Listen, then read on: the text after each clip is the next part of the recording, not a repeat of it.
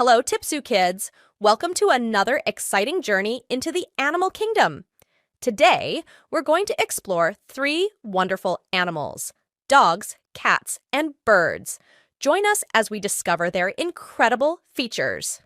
First, let's meet the loyal dog. Dogs are known as our best friends. Dogs come in various shapes and sizes, from tiny chihuahuas to giant Great Danes. They have wagging tails, floppy ears, and a keen sense of smell. They're experts at showing love and loyalty. Next up, say hello to the independent cat. Cats are the purr-fect companions. Cats have soft fur, retractable claws, and sharp whiskers. They love to play, pounce, and explore their surroundings. Cats are experts at self-care and can be both playful and cuddly. And now, let's meet the graceful bird. Birds add beauty to the skies. Birds come in vibrant colors and have wings for flying. They build nests and lay eggs. Some, like parrots, can even talk.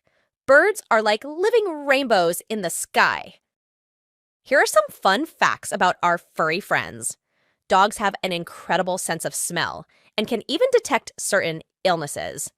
Cats are skilled hunters and keep our homes free from pests.